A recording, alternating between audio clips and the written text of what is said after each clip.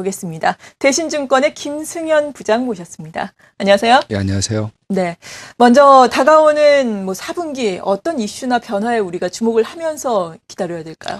예, 일단 이제 반기 말이죠. 9월 말 같은 경우에 그렇기 때문에 월말에 일단 윈도우 드레싱이라든가 이렇게 수익률을 좀 올리려는 이런 요인들에 대한 기대들도 가능한데요. 또 한편으로 보면 연휴를 앞두고 있기 때문에 경계감 이런 것들이 좀 충돌하는 이런 시장이 될 가능성이 높습니다.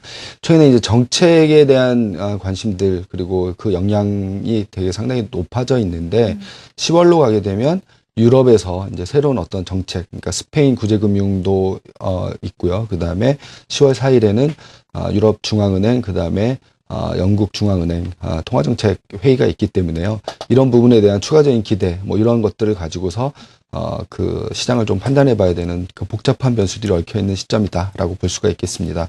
네, 그리고 9월이 가장 큰 이슈라고 한다면 앞서서도 말씀드린 유럽과 미국과 일본의 양적 네. 완화일 것 같은데요. 네. 이 부분이 선진국은 물론 신흥국에도 많은 영향을 미치지 않습니까? 예. 앞으로 주요국들의 행보는 그렇다면 어떻게 나타날까요? 예, 일단 유럽과 미국의 정책은 잘 알려진 것처럼 그 자국 경제의 어려움을 해소하기 위한 차원에서 진행된 정책이었는데요. 네. 일본은행의 정책은 두 나라하고는 좀 달랐다라고 볼 수가 있습니다. 일본은행 같은 경우에는 특히나 그 환율에 대한 방어 목적이 상당히 높아서 선진국 중에서 이제 새로운 정책을 제시한 것으로 볼 수가 있는데요. 비슷한 측면으로 보게 되면 이제 영국 같은 경우가 비슷한 압력들에 놓이게 될 가능성이 높습니다. 그래서 선진국의 통화 정책이 끝난 것이 아니라 제 2라운드가 시작되는 그 시작점들을 일본이 어느 정도 알린 그런 계기가 됐고요. 영국이 받게 된다라고 한다면 통화 정책 유동성 확대에 대한 기대들이 다시 한번 살아날 여지들은 크지 않은가라고 생각하고 있습니다. 네, 유동성 확대에 대한 기대감이 커질 수 있다라고 말씀해 주셨습니다. 그리고 앞서서 중요하다고 말씀하신 것이 경기 문제, 또 네. 기업 이익 문제입니다. 이 부분 좀 턴어라운드가 가능할까요? 이번에 이제 통화 정책들이 상당히 이제 예상보다 강하게 나왔는데 네. 과거에 이제 비슷한 시점들하고 비교를 해서 보면 2009년도 저희들이 생각을 해볼 수가 있을 것 같은데요. 2009년도를 보면 2008년 말에 중국이 4조 위안 경기 부양책을 내놓은 바 있었고 G20국가 전체 다 합쳐서 5조 달러나 되는 확장적인 재정 정책안을 내놓은 바 있었죠. 지금은 유럽도 긴축을 하고 있고 미국도 긴축에 들어가야 됩니다. 그렇기 때문에 경기 여건과 통화 정책 이 둘 간의 차이들은 그때랑 현저히 많이 다르고요. 그렇기 때문에 이런 정책들이 나왔다고 해서 경기에 대한 방어적인 역할들을 할 수가 있지만 어떤 경기 확장, 실적 개선에 대한 기대 이런 부분들은 아직은 낮다라고 생각을 하고 있습니다. 결국에는 중국에서 더 강한 부양책이 나오거나 미국의 주택 경기가 돌거나 유럽에서 경기 회복 이런 시그널이 나올 때까지는 경기에 대한 기대들은 좀 밀어놓고 볼 수밖에 없는 그런 상황에 있기 때문에요. 경기 없는 어떤 통화 정책이라는 새로운 변수들을 맞이하고 있는 게 아닌가라고 생각을 하고 있습니다. 네, 경기 확장이라든지 실적 개선에 대한 기대감은 우리가 좀 더 미뤄봐야 되겠지만 그래도 앞서서 유동성 확장에 대한 기대감은 생길 수 있다라고 말씀해 주셨는데요. 네. 이에 따라서 10월 증시는 어느 정도 선까지 갈 수 있을까요? 코스피를 중심으로 밴드를 좀 예상해 주신다면 어떻습니까? 예, 저희가 예상하는 10월 시장은 지수 하단은 1900, 그다음에 상단은 2050 정도로 보고 있는데요. 네.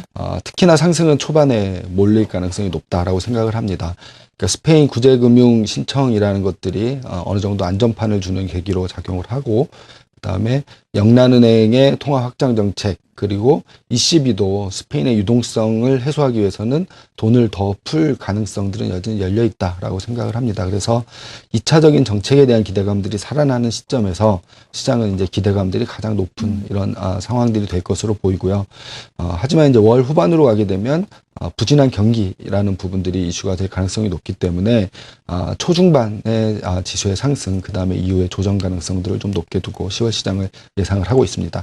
네, 이렇게 증권 시장에 대해서 저희가 알아봤는데 환율 시장에 대해서도 관심이 상당히 높습니다. 앞서서도 일본이라든지 일본의 양적 완화도 환율 방어를 위해서 일어나고 있다. 영국도 이에 또 대응을 하고 있다라고 설명을 해주셨는데 외환 시장에서는 어떤 점들을 주목을 해야 될까요? 예, 영국도 이제 양적 완화를 하게 되면 선진국이 순차적으로 돌아가게 되면서 유동성을 풀게 되는 거고요. 네.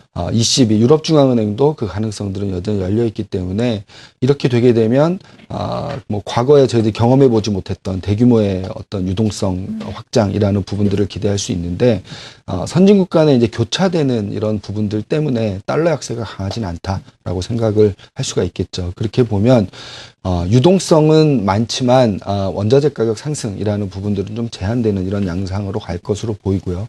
이런 상황에서 주로 그 타겟이 될 수 있는 국가들은 경상수지 흑자국, 그러니까 한국, 중국 같은 경우들이 될 거기 때문에 상당히 이제 환율에 대한 압박 강도들이 높아질 여지들은 높다라고 생각을 하는데요. 2010년 10월 같은 경우가 될 텐데 한국은행이 그 환율이라는 부분들을 가장 강하게 얘기했었던 금통위 회의였다라고 볼 수가 있고요. 그때 뭐 3위 불일치, 그다음에 뭐 임팔서블 트리니티 뭐 이렇게 얘기를 하는데 결국에는 인플레를 좀 포기하고서라도 환율을 방어해야겠다라는 쪽들까지 강화가 됐었는데요. 비슷한 환경들이 지금 형성이 되고 있기 때문에 네. 점차 원화 강세 가능성들에 대해서 저희들이 좀 그 시각을 열어놓고 좀 봐야 되지 않나라는 판단입니다. 네, 그렇다면 달러화에 대한 원화 환율은 어느 정도 선을 우리가 좀 바라봐야 되는 건가요? 예, 연말까지 보게 되면 저희들 생각에 한 1,050원에서 1,080원 기존보다는 좀 더 낮은 수준으로 예. 좀 낮춰봐야 될 것 같고요.